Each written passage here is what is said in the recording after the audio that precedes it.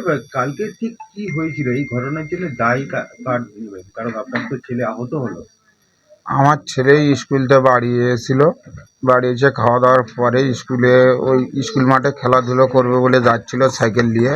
ওরা দুই চাচাতো ভাই ছিল, ও ছিল, আমার ছেলে ছিল, আমার একটা ভাইয়ের ছেলে ছিল। দুজনে যাচ্ছিল 10 ফুট তোবাতে ওরা আছে।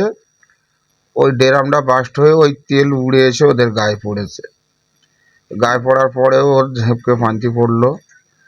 ওর গায়ের তো চামড়া কিছু নেই, পুরো চামড়া সব উঠে গেছে।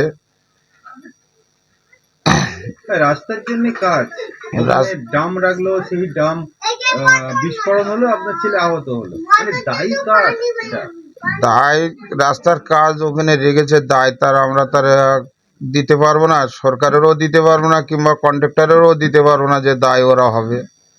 কেন কাজের জন্য রেখেছে, এর ওদের একটা অপরাধ আছে যে ওই তেলটা ওখানে না রাখাই উচিত ছিল। তেলটা তো কেমিক্যাল তেল, না রাখাই দরকার ছিল। এখনো আছে 2টো ড্রাম, এখনো ওখানে তেল আছে। আমাদের এমএলএ সাহেব এসেছিল, শওকত মোল্লা এসেছিল, এসে আমাদের করেছে, আমাদের সান্ত্বনা দিয়ে গেছে, কিংবা আমাদের হসপিটালেও গিয়েছিল, আমাদের সাথে আছে। ছেলের খোঁজ নিয়েছিল সকালে? হ্যাঁ, ছেলে এখন হসপিটালে ট্রিটমেন্ট করছে, এখন ওখানে কারোর যেতে দিচ্ছে না। ওরা ডাক্তাররা বলছে সুস্থ আছে, কোনো ভয় নেই।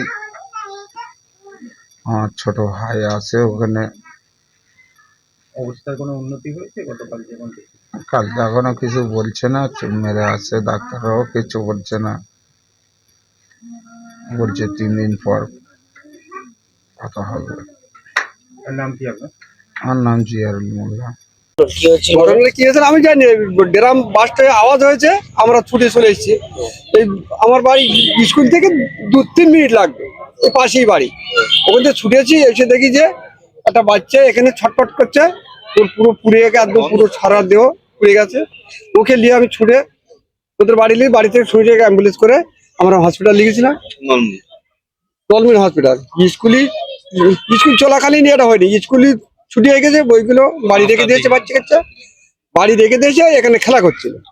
খেলা করতে গিয়ে ড্রাম কিভাবে ধরে গেছে, কিভাবে কি হয়েছে ওটা কেউ বলতে পারছে না। কতদিন ধরে এখানে পড়ে রয়েছে এই ড্রাম গুলো? 3-4 দিন আছে এখানে পড়ে। খালি জায়গায় পড়েছিল? হ্যাঁ, এই স্কুল মাঠের পাশে, স্কুলের পাশে। কিভাবে হয়েছে বলে আপনারা মনে করছেন, মানে কি আন্দাজ করছেন? তো পরে কিভাবে আগুন লেগেছে ওটা আমরা ঠিকই বলতে পারছি না, কিভাবে ওখানে ধরলো। ওটা তো কোনো বাচ্চা কাচ্চাদের ওতে গিয়ে ঘা দিচ্ছে তাও না, যে কোনো বাচ্চা কাচ্চা ওদের উপরে খেলা করছে, কি ওতে হাত দিচ্ছে তাও কিছু না। কিভাবে আগুন লেগেছে কিছু জানা যায় না। কি নাম আপনার? আমার নাম সিরাজুল মোল্লা। এখানে মাল রাখার জন্য?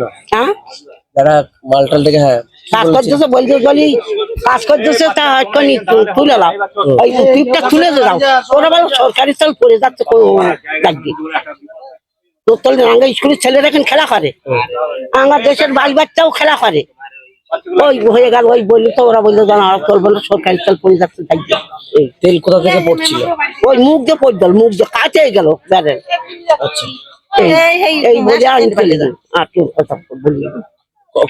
কখন এই ব্যারেলটা কখন থেকে পড়ে গেছিল? কখন ব্যারেলটা পড়ে যায় তার 2-3 দিন।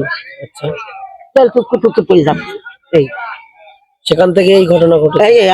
এখান থেকে কালকে স্কুলে ডাক্তার হয়েছে, আমরা সব ডাক্তারের কাছে সব মেয়ে ছেলে মিলে ভর্তি ওষুধ দিয়েছি। এই তোমার শেষ, আমরা আর কিছু বলতে পারবো না। আপনারা এখন কি চাইছেন? আমরা আর কি বলবো, আমরা কিছু জানি না যে কি বলবো। কি নাম আপনার? কি নাম? আমার আর কি খাওয়ার কি বলবো। আপনারা কখন জানতে পারলেন? কাল কি হয়েছিল? কি আমি কিছু বলতে পারবো না, আমি দাওয়ার মতো ছিলাম তো, আমি দেখতে পাইনি। বাচ্চা কাচ্চা কিন্তু খেলা করতেছিল। আওয়াজ কতটা হয়েছে? হ্যাঁ, আওয়াজ খুব জোরে আওয়াজ হয়েছে, ঘুমের চাইতে আওয়াজ হয়েছে।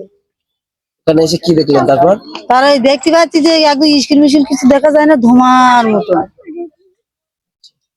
কজন বাচ্চা আহত হয়েছে? বলতেছে 5 জনা, তা বাচ্চা কাচ্চারা আমি দেখতে পাই না। আমি দাবার হতে ছিলাম, আমি কি করে দেখতে পাবো বলো দিন? ভয় পাচ্ছে এবার? কি নাম আপনার? আমার নাম গোলার বিবি।